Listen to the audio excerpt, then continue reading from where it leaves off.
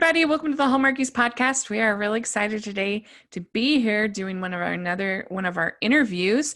I'm film critic Rachel Wagner, and today I have with me actor Jaime Callica. Is here. And Jaime, thanks so much for coming on the podcast. Hey, thank you for having me. Yeah. So things have been so crazy lately, and we've been asking all of our guests to just tell us, how have you been dealing with quarantine? I know you're back working, but before that, and how has this whole experience been for you? Yeah, the heavy sigh. Yeah.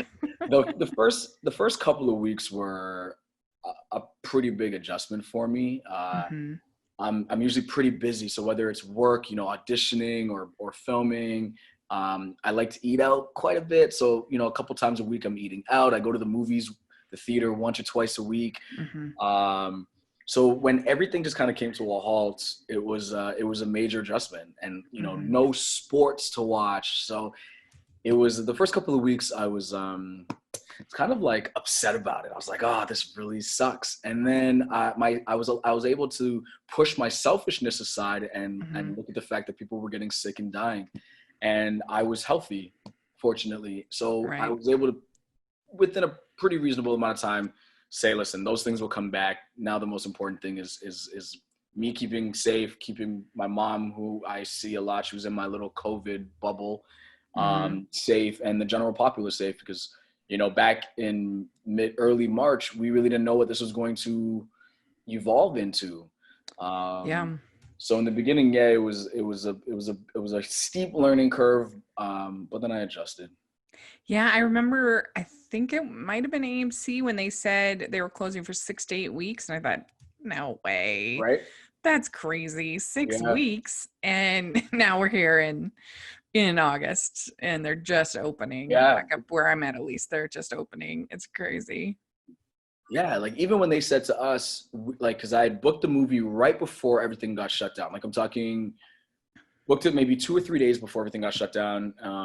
And I was actually on the Saturday supposed to go for like my cast medicals, but things in Asia were going the way they were going. So they said, hey, normally we do this questionnaire, but we want you to go see a doctor for this right now.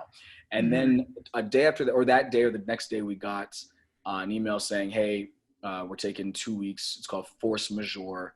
And we'll be back in probably 2 weeks to shoot this. And even then I was like, 2 whole weeks? Oh my, we were supposed to go to camera like on Monday. Right. 2 weeks. All right. You know what? I get to just work out some more and hang out a little bit. And then I know I'm going to shoot this. And then, like 3 months later. That's crazy. So yeah. Yeah. Oh, I think that it's normal to want that human interaction. So I don't think we should feel like we're selfish for needing that. That's like a natural desire. It's just been, how can we get through it and not, become depressed, and not, how do we cope as people? Because just pretending like, oh, that's not a problem, or I should be like better than that, doesn't really actually help. That, if anything, it probably makes it worse, and then you feel even more depressed. And so I don't know, we just that's a normal, natural desire that you have. Yeah. So I think I've been very fortunate that I've had my podcast to be able to communicate with people. I can't even imagine if I hadn't had it, how I would have gotten through it. But it's still been pretty hard. I mean, especially the first 3 months, I was pretty much completely alone for 3 months, and that was tough. I didn't even see my parents because I was worried because I got tested 3 times. They thought that maybe I had it, but they didn't have it. And so I was just worried about, making them sick, but thankfully everybody's healthy, but yeah, I don't know. It's been a crazy time. But have you done any crafts or baking or puzzles or anything like that? No puzzle, but my mom is an avid gardener. In the last couple of years, I've started gardening with her. So once the weather started to get nicer, we were out there, and I did a major landscaping job in my backyard. Like trees were cut down and new things were planted. And I moved. I have a gazebo in my backyard, and I moved it, and then I like reseeded my whole front lawn by hand. And so once the weather started to cooperate a little bit, gardening was definitely the thing that between gardening and like working out, because I was so thankful for that, because I started building a little gym in my garage in December, obviously not knowing what was coming. And that really saved me, because there could be days where I would go out there and just work out for 4 hours a day, because I had nothing else to do. So that was a godsend for sure. That's good. That's great. So how did you begin acting? How did you first get started? I was actually in business. So right before I had this like awakening, if you will. I started this little company that bought and sold small businesses, convenience salons. I bought a bunch of real estate, like condos and townhouses, single family homes, and was in business for a few years and really, really quite loved it. And one day in 2012, I just woke up and was like, today's the day. I want to act. And I called my realtor and I said, hey, Ron, his name's Ron Antelek. I said, hey, man, I want to sell it all. And he laughed and he said, hey, that's funny. Like, what are we buying now? You want to buy an apartment building? Like, what are we looking at now? And I said, no, I'm serious. I want to act. And cue laughter. Like, there's nobody's going to believe, we'd been working together for the last how many years, like building this little portfolio, like sizable portfolio of stuff. So he's laughing, thinking I'm joking. And I was like, no, I'm serious. I want to sell it all. Yeah. And I did. It took about a year to sell everything. And my ex-girlfriend at the time, she was living in Paris. She danced for Moulin Rouge. And I went out to Paris to visit her for a few weeks. And when I got back on January 16th, 2013, that was what I called day one. And I just started taking more class. And I would do background work, stand-in work, kind of bartending, anything to sort of pay the bills. And I did that for the first few years and never looked back. Yeah. Throw in learning to love Christmas and you'd have a Hallmark story there. Yeah. Leaving business, coming to this small town. I might need to incorporate that. Yeah. That could be a story.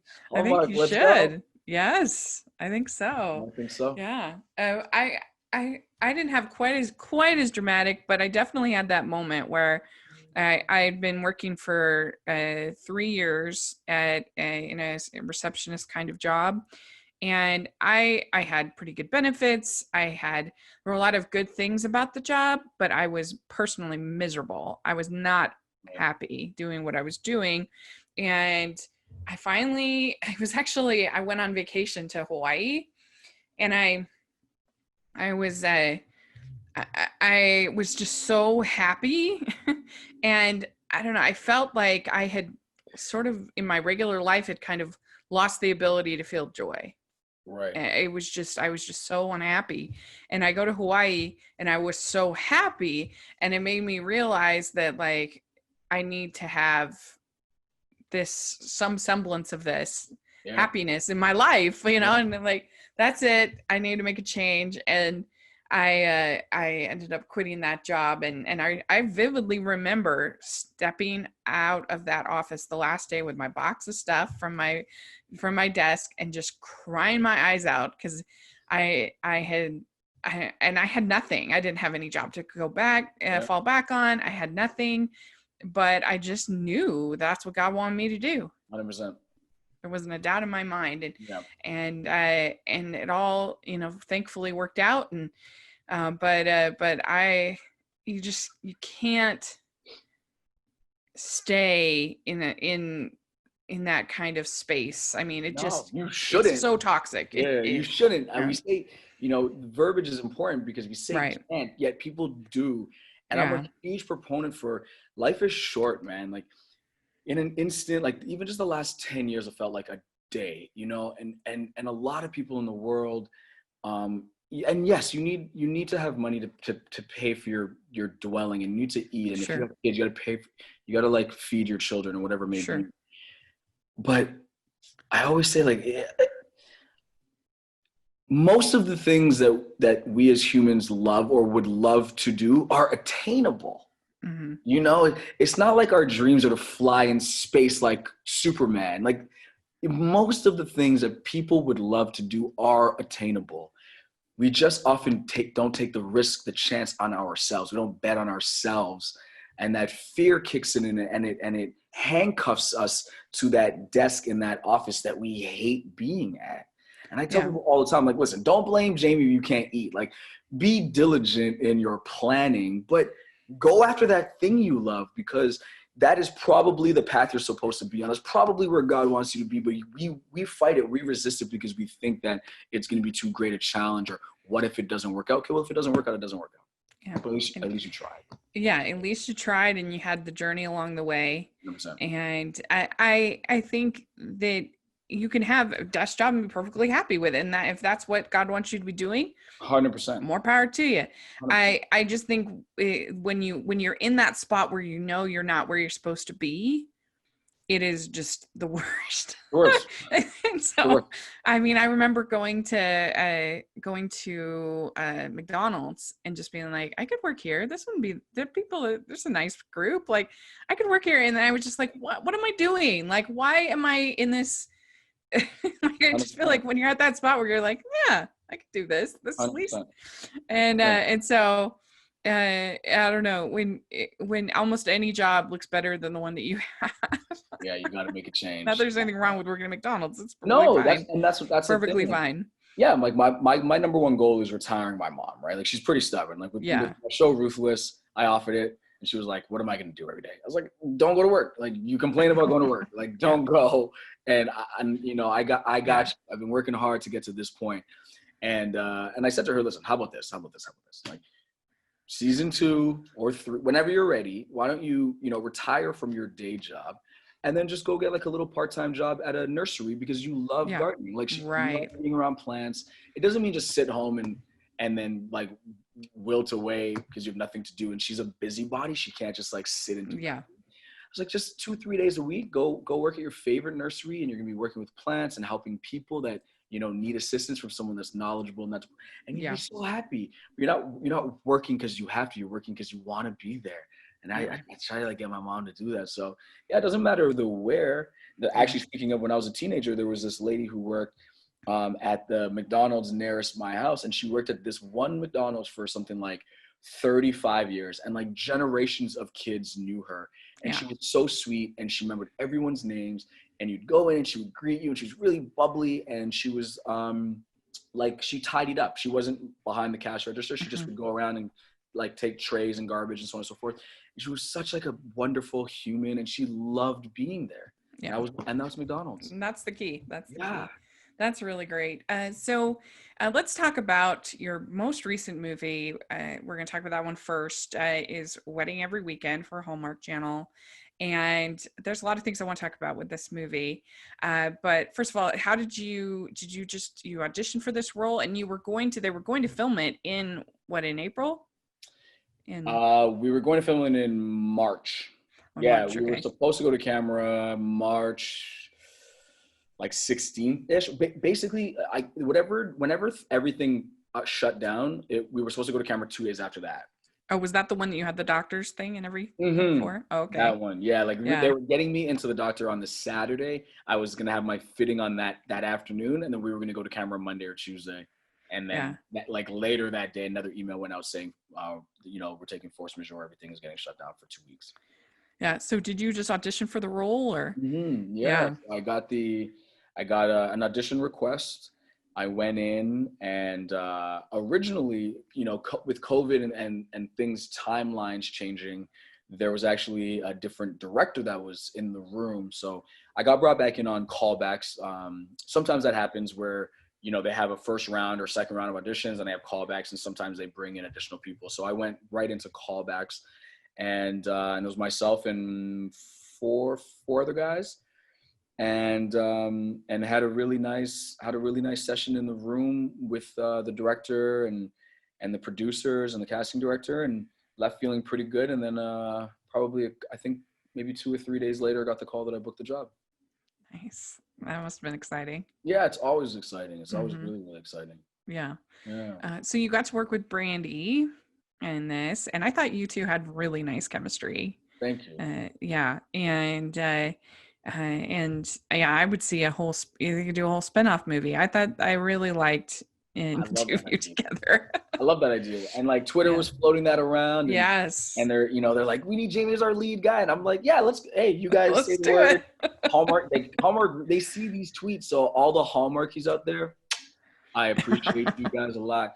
But yeah, Brandy's really awesome. She's a really great actress, and for me, the best part of working with her is just it's our ability to communicate and not step on each other. So I don't feel badly ever saying, and this is a funny one with some actors, but I might ask her, hey, can you give me the line, like on my coverage at least, can you give me the line this way, because this is how I want to react to it. This is how I see my character reacting to it. So if you give me like a little bit of blank, it'll help me get there easier.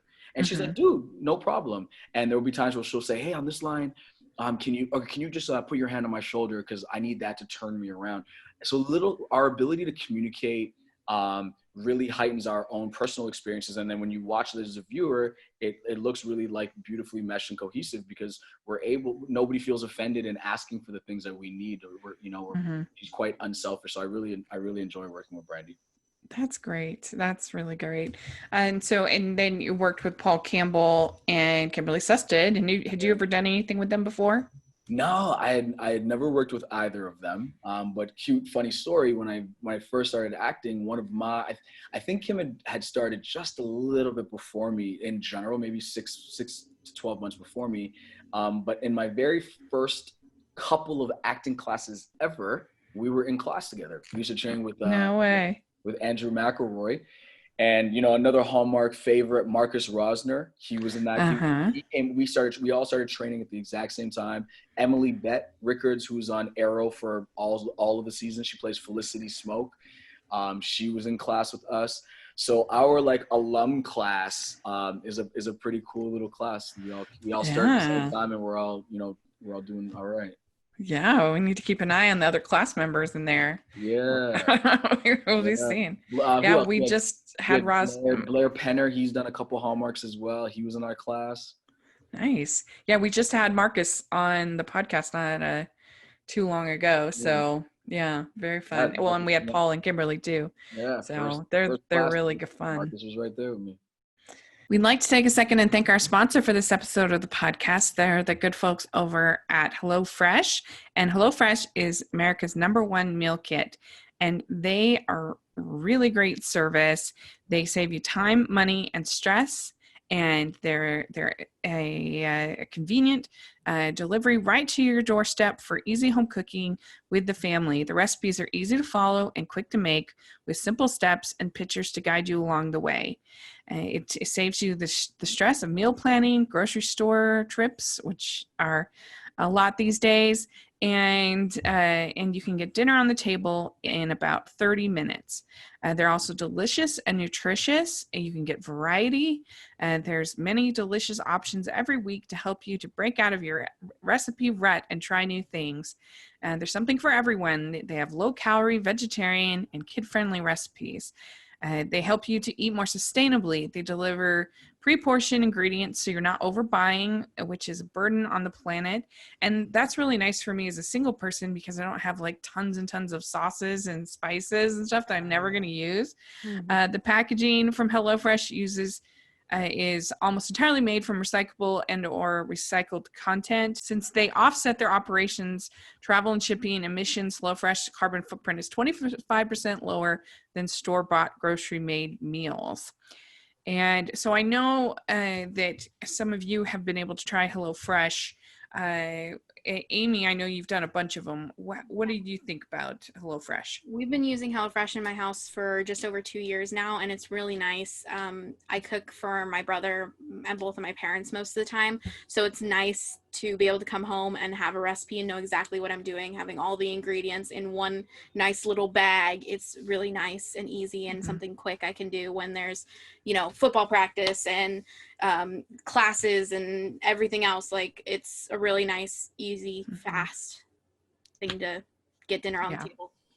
When it just gets you out of your cooking rut and gets you cooking things that you might not normally cook. And so it's a really great service. And right now, if you go to HelloFresh.com/80Hallmarkies, use code 80Hallmarkies, get a total of $80 off your first month, including free shipping on your first box. And additional restrictions apply. Please visit HelloFresh.com for more information. That's HelloFresh.com/80Hallmarkies. Use code 80Hallmarkies to get a total of $80 off your first month, including free shipping on your first box. So check it out. I think you'll really enjoy it. And thanks so much. So this was the first movie filmed post-COVID shutdown. So what was that like? Was there sort of nervousness on this set? Was it, what was the atmosphere and kind of what were the precautions that you guys had to do?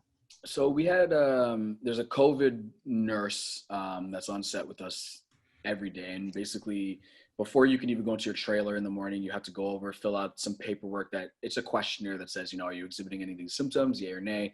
And then she checks your temperature. And if your temperature is within a normal range, then you're cleared for set. And all the crew have to do it. All the cast have to do it. So that is not cumbersome at all.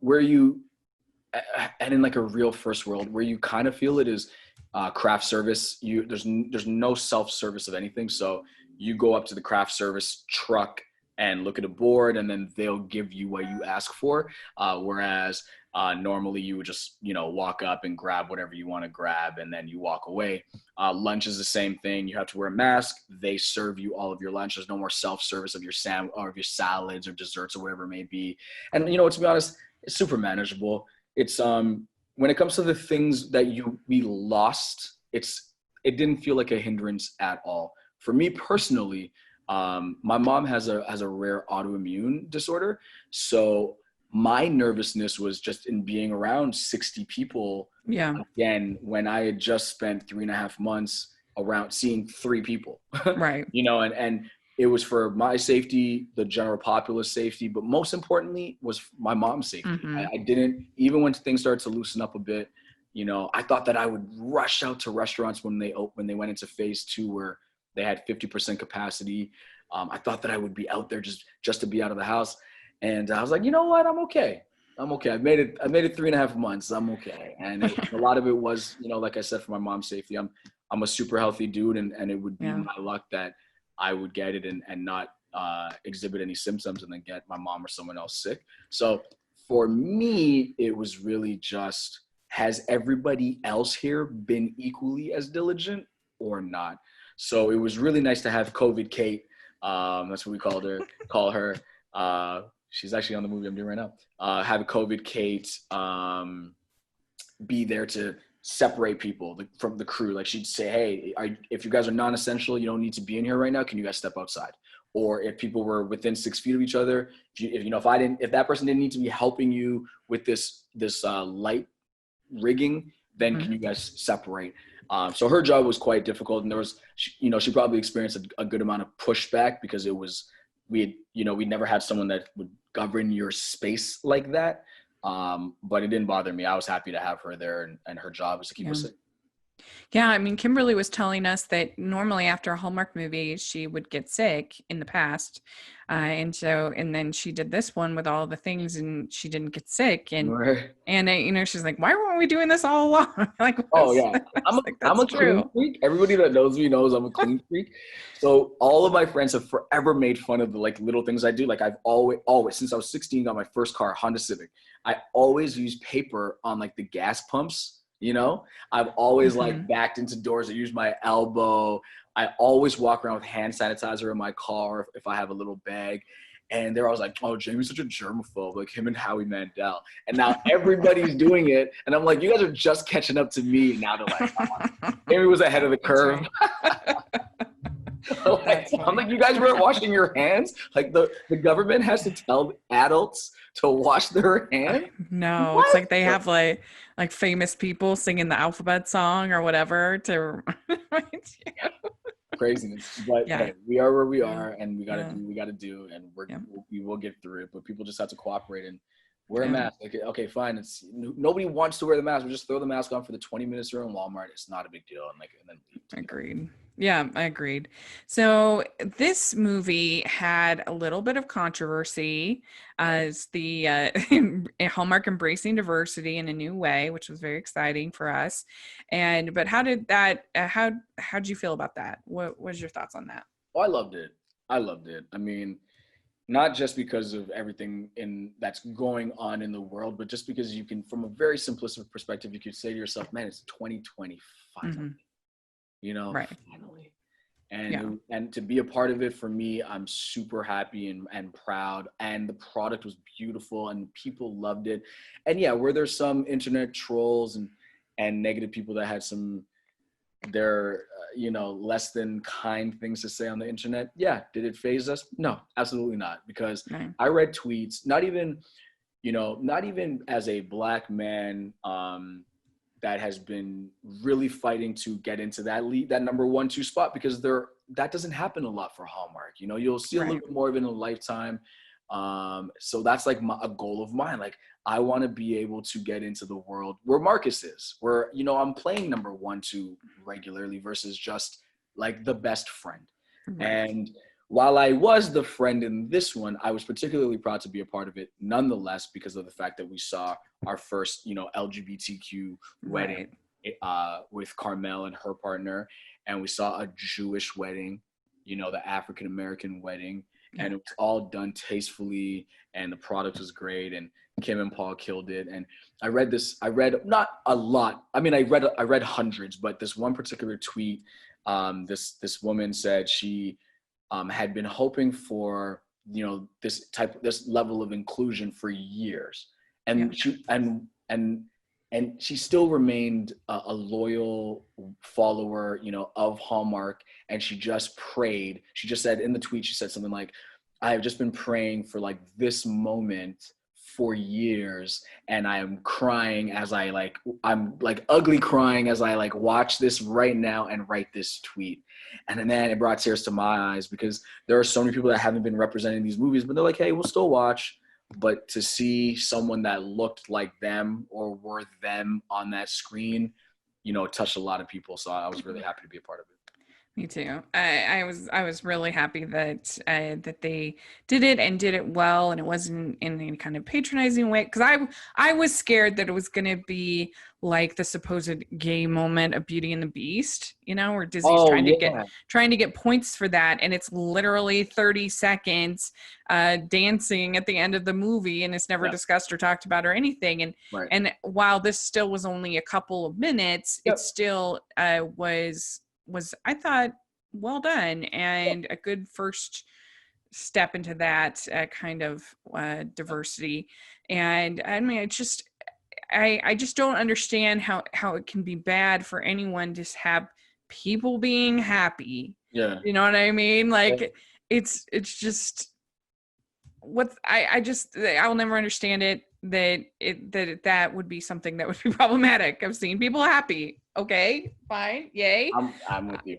And I like that you said the way you worded that, because I agree. I think for myself, when networks try to force an idea down or an agenda, whether it be for points or to at least demonstrate their willingness to change, then even the recipient that might be a member of that group, it still almost feels insulting. Like, you're still like, you're just doing this because like we've been yelling about it, just versus why don't you just make a product that looks like the normal world, and like, that's with, for African Americans, we still only make up, and this is a SAG-AFTRA statistic, we still only make up 8 to 12% of any particular production. Right. Mm-hmm. And we're like, that's not the world. Like, of course, in certain places, but you could have more than one Black character in a particular movie or show, and it's not gonna ruin your product. And all we want in general is for these movies and these shows that we're making to just feel like the real world, and to give everybody an equal opportunity. Yeah. Because a lot of times they'll say that it's, an open ethnicity audition.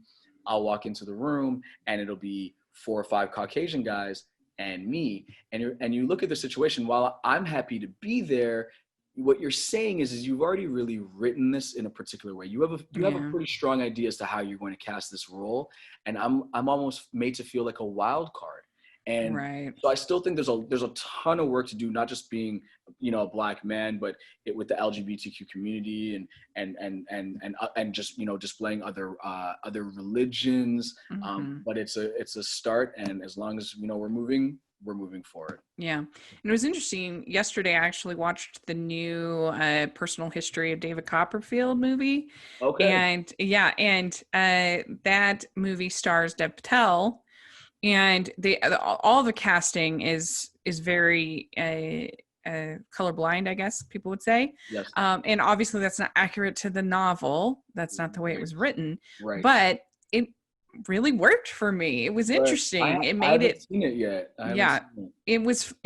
It just added, it's a very whimsical adaptation. It's a very creative adaptation.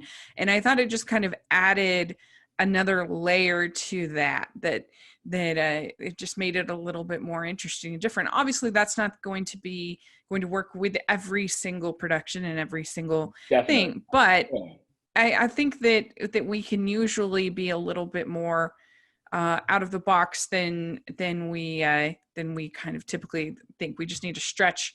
A lot of times we can stretch a little bit further than we might at first do if we take a step and think, how can we be a little bit better? Right. But I don't know, I thought that was a good example of a movie that was very creative in the casting, and I think it really worked. So I enjoyed that in Wedding Every Weekend. I thought that it felt like a real modern group of friends that were all these different weddings, and so I enjoyed it, and so I enjoyed the movie. So let's take a second and thank our second sponsor for this episode of the podcast. They are the good folks over at Care Of, and they've been wonderful sponsors of our podcast. And it is a wonderful wellness brand that delivers you customized vitamins that help you to maintain your health goals.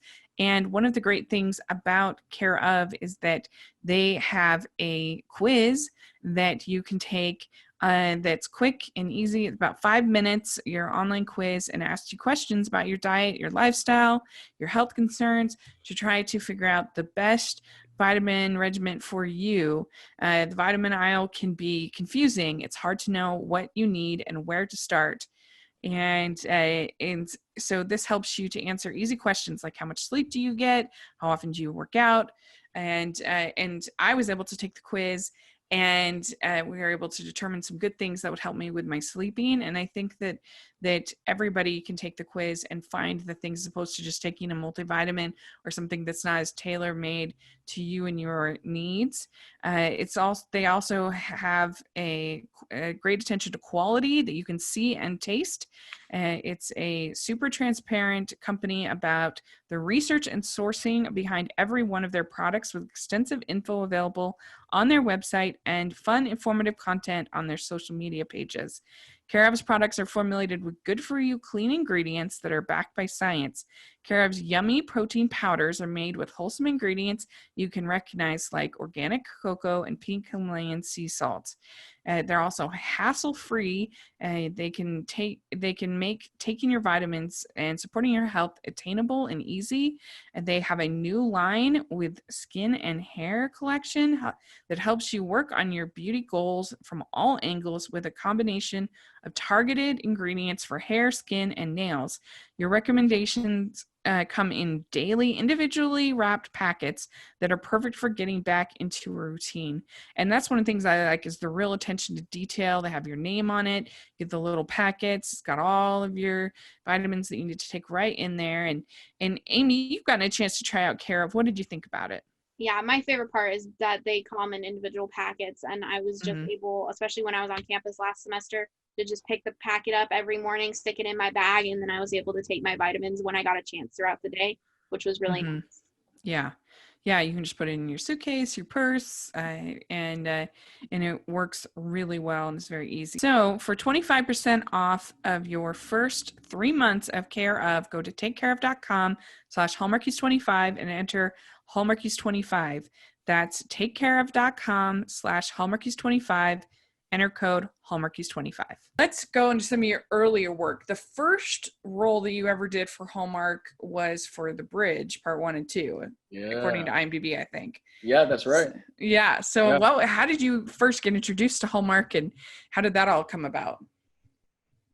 Yeah, it was, again, that was 2015 or 16. And 15, and I'm still like, that's actually the year. Okay, so the end of 2015 is when I actually went through a bad breakup. And I had not a bit of an epiphany where I realized that I wasn't working nearly hard enough with the acting. I wasn't being the best person I could be with, say, my friends, or I could be a little more patient with my mom. I could have a little less road rage. Like I assessed the things that I was doing wrong, and I decided that I was going to work on them. I was going to fix them.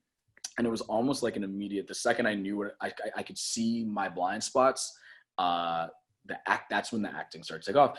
My first couple of years, I'd only booked maybe 2 or 3 roles in the first 3 years, and then basically from 2016 to the next 3.5, almost 4 years, I booked another 35. That was the moment. That was the first job after my little epiphany, and it was awesome. Faith Ford, Ted McGinley, it was just, I love them. And I talk to Faith all the time, and she's honestly one of the sweetest humans I know. And it was directed by one of my favorite directors, Mike J. Roll, whom I've done another couple of movies with. And he signed one of my visa letters to move to the States. And it was just a really great experience. And when I got there, we shot it in Victoria, where I'm at right now, shooting this movie, actually. I met Karen Kingsbury. It's a really kind of cute story, actually. My first scene of the day, and it's in the cafe. My first scene of the day was the first scene where you meet Luther, and he goes up and he asks he's getting a refill of his coffee, and he talks to Faith's character, and she says, "Hey, when are you gonna make some food, make some soul food?" And I'm sitting there, and they're setting up the shot, all the lights and stuff like that. And I see this one lady who's just reading a book at a table, but she's being very well attended to. A lot of people keep going up to her, and they're, "Hey, do you need a water, or do you need anything?" And while they're not ignoring everybody else, they're really paying attention to her.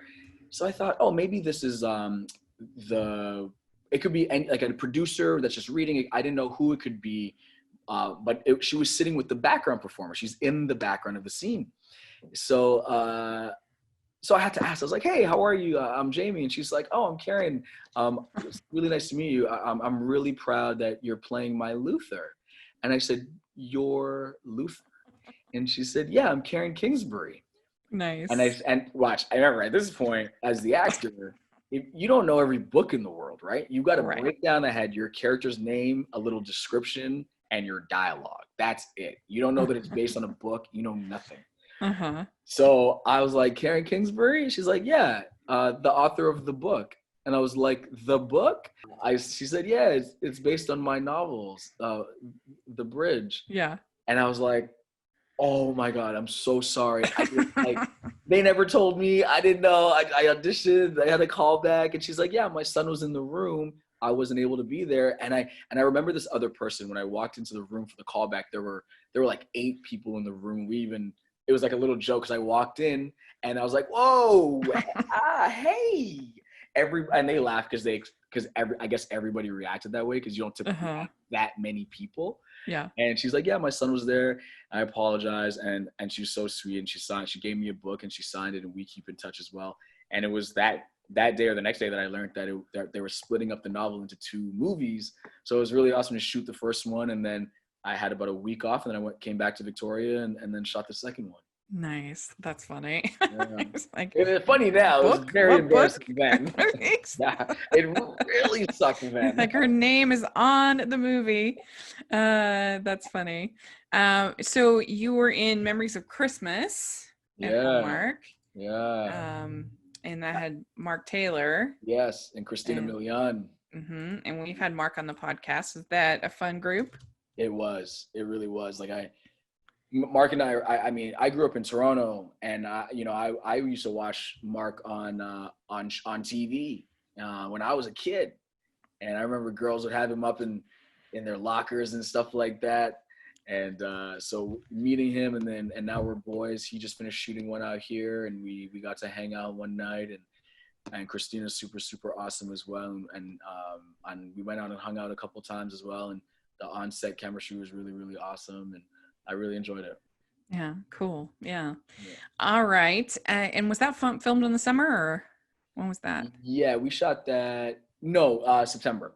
Oh, September. Okay. September. Yeah. So you weren't roasting. We were getting these late pushes, so it was toasty. Like, we were definitely quite warm because you're wearing these winter sweaters, and layers and jackets and gloves and stuff like that. Right. And we had most days that were in the, I would say, high, like 70s to mid 80s.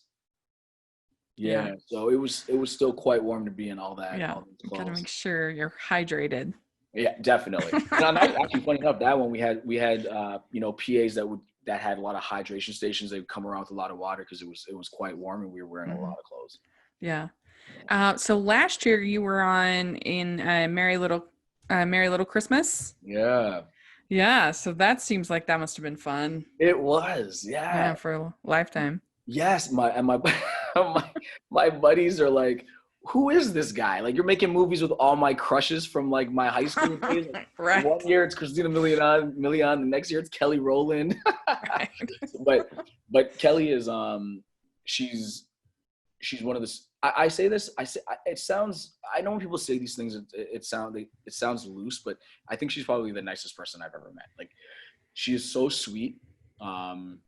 She genuinely is kind to everybody. She works super hard.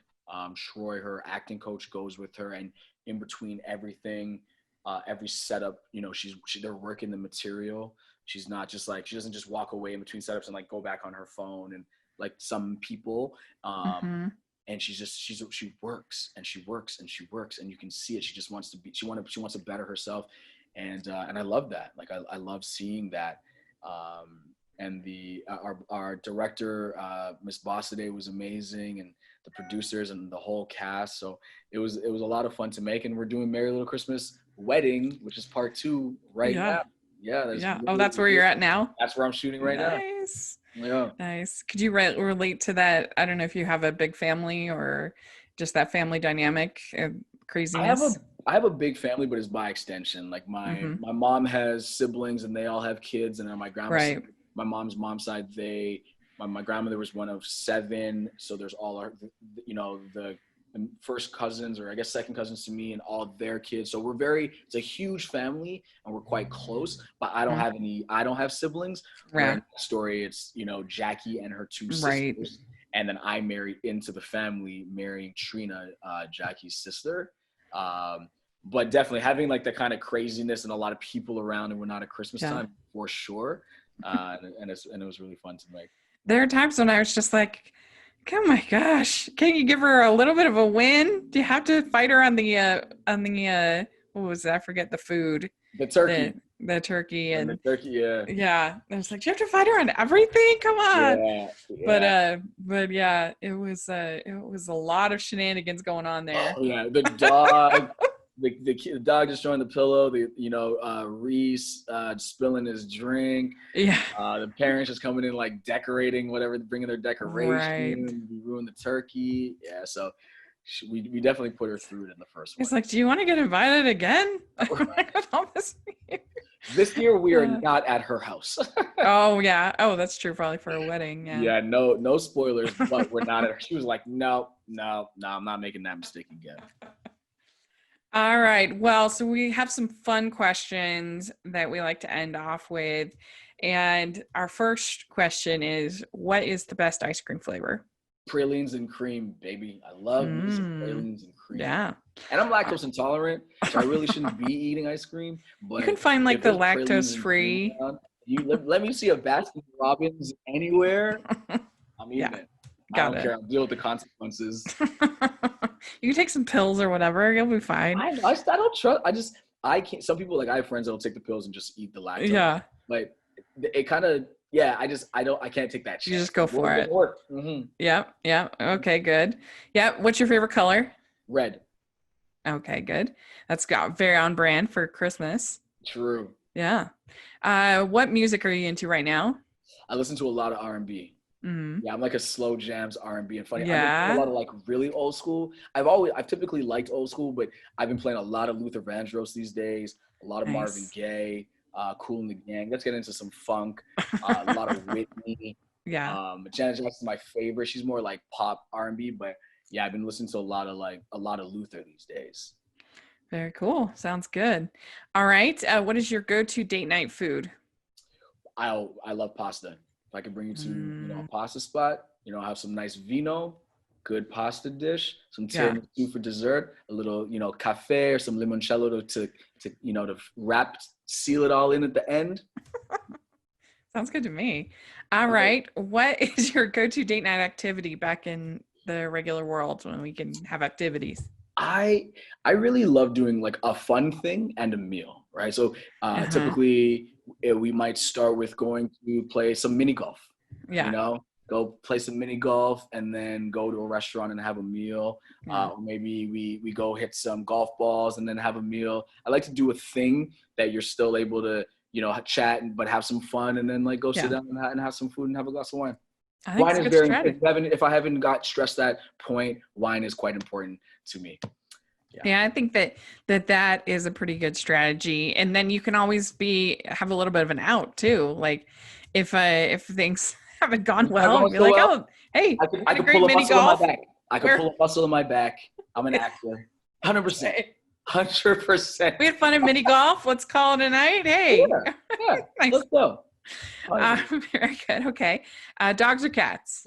Neither. I'm scared of dogs and cats are a little too sly for me. Anybody that you can just feed, but they can go and come as they please. I'm like, I don't know. I don't know if I could trust this arrangement here. I don't know. A little too autonomous. Okay. Yeah, I get that. All right. Beaches or mountains? Beaches. I love that sand in my toes. I'm a water baby. Once I'm in that water, they'll be like, come on, Jamie. Jamie's playing with like the kids were throwing a ball. Jamie's in the water till it's dark. As a man, at the beach. I'm with you there. I love the beach, which I don't know why. I live in Utah where there's no beaches, but I still do love it. I love it. Suit and tie or sweats? I love me a suit and tie. Yeah. Nice. Before good answer. I worked at a bank and I got to wear a suit and tie every day. That year and a half from a wardrobe perspective was like, I love it, suit and tie. Most people don't say that, but I love a man in a suit. It's so good. All right. What's your favorite holiday? My birthday. Nice. I know that's unorthodox, good but answer. I love my birthday. I'm not gonna lie. Vanity aside, I love celebrating. I love bringing my people together. My mom. I celebrated for 25 days every year. Nice. 25 was one of my favorite years of life. It was just a great year. So I celebrate for 25 days, and it gives people that you might not be able to come to the party or whatever it is I'm doing. We got 25 days to say, hey, come to the house, play some video games, or hey, let's go out for lunch. So, it took the pressure off people that might not be able to make the day, and you got 25 days to come and hang with the fella. Let's go. Very good. That sounds great. Yeah. All right. Last question, and you can pick one of your own. What is your favorite Hallmark movie?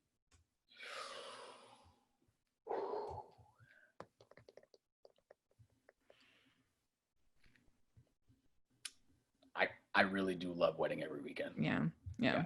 Good choice. I do. All right. You passed the test. Very good. Well, thank you so much. This has been so much fun. You're such a delight to talk with, and good luck in the movie. That's going to be so much fun. Can't wait to see it. Yeah. I mean, my first, I got to shout out my first of the year for Hallmark, Love is a Piece of Cake. Then I did Wedding Every Weekend. And right after Wedding, I wrapped on Wedding Every Weekend on a Tuesday. And then I started shooting Never Brides, which is another that's Hallmark. Right. Yeah. So I think I saw a date of October 10th, where I play a love interest, and that's Never Bride. So I got to shout out to all the Hallmarkies of the world, and if any of the Hallmark executives watch this, thank you guys for keeping me included, and I hope I'm doing it justice. Yes. Yeah. So cast this man, Hallmark casting people. Yes. Everybody that makes these decisions, thank you. Yes. Well, very good. I certainly enjoyed talking with you. So what's your social media and all of that fun stuff? Yeah. So everywhere, Instagram, Twitter, Facebook, it's my name. But my first name is like the Spanish spelling. So Jaime. So at JAIME CALLICA at Jaime Callica everywhere. You can find me. Right. Shoot me a DM. I respond to I mean, sometimes it's a little slow because I get a lot, but I try to respond to everything. So try me out. You'll see. You'll get a response. Great. Yes. I will have all of that in the description section. Perfect. And you can follow me at Rachel's Reviews, all of our social media, iTunes, YouTube, and on Rotten Tomatoes. So check that out. And make sure you're following the podcast at Hallmarkies Pod and Hallmarkies Podcast all over social media. And if you're listening on iTunes, please leave us your ratings and reviews. We appreciate it so much. And if you are watching on YouTube, please give us this video a thumbs up and subscribe to the channel. We appreciate that so much.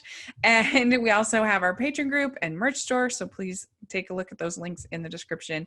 And thanks again, Jaime. This was so much fun. And we'll have to have you on again, maybe closer to the holidays. So yeah, for sure. So thanks again. We'll talk to you all later. Bye, everyone.